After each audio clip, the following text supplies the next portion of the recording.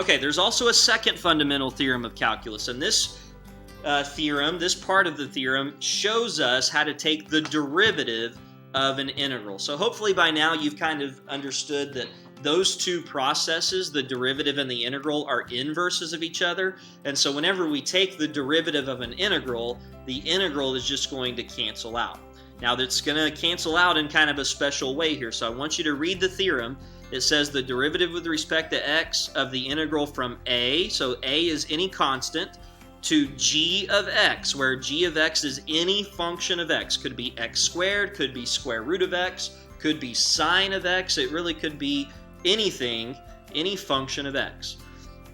In order to find the derivative, what we're going to do is we're going to take the g of x, so take this upper bound, we're going to substitute it in to the function f of t. So that's this part of the answer, f of g of x. The g of x just went into f of x. And then we have to multiply by the derivative of the upper bound, and that's because of the chain rule. Now this is something that you need to get comfortable with. We are going to be doing this a ton in the next school year. So you have to be good at taking the derivative of an integral. Okay, so part A here, the derivative with respect to x of the integral from 0 to x cubed of ln of t squared plus 1 dt. Okay, well in order to take the derivative of that integral, what I do is I take the x cubed, which is the upper bound, I substitute it in to all of the t's that I see in the function that we're integrating. So I'm going to do natural log of t squared, but instead of t, I'm going to put x cubed. So x cubed squared is going to give me x to the 6th power plus 1. And then I have to multiply by the derivative of x cubed, which is 3x squared. Okay, so if I clean that up, that's going to be 3x squared times the ln of x to the 6th plus 1. Okay, so don't forget to multiply by the derivative of the upper bound. That again is an application of the chain rule. Okay.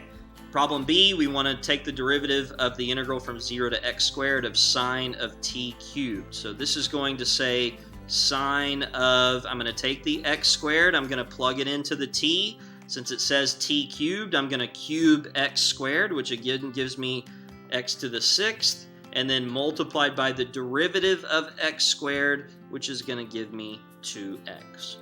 Okay, so it's not real hard, you just need to practice it a little bit so that you get comfortable with what exactly you're supposed to do. Okay, and then problem C here is just an application of using the second fundamental theorem of calculus. So it says, let h be the function defined by the integral from pi over 4 to x of sine squared of t dt. Which of the following is an equation for the line tangent to the graph of h at the point where x equals to pi over 4? So we're trying to find the equation for a tangent line. Well, I know that the first thing that I need is a point. Well, it gave me the x value. The x value is pi over 4. That's right there. So to find the y value, I'm going to plug into the original function. So h of pi over 4 is going to be the integral from pi over 4 to pi over 4 of sine squared t dt. Well, remember from lecture 6 that if we have a definite integral whose bounds are equal, then the answer to that integral is just equal to 0. Okay, so I utilize that property here in order to get the y value. Okay, the second thing that I need, I'm going to do that back over here, is I need the slope. And so in order to get the slope, I have to take the derivative of h of x, which is h prime of x. Okay, well the derivative of that is going to be, I'm going to take the upper bound, which is x, I'm going to substitute it into the t, and so that's going to be sine squared of x, and then I would multiply by the derivative of x, which of course is just 1. So that means that h prime of pi over 4, which is going to give me my slope at pi over 4, is really sine of pi over 4 squared. Well, sine of pi over 4 I know is the square root of 2 over 2 squared. And if I square that, what I'm going to get is 2 over 4, which is equal to a half.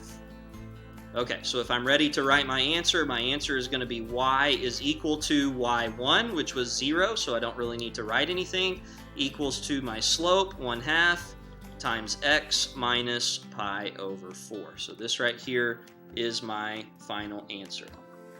Okay, if you guys have questions or have any problems on the assignment, then please feel free to let me know.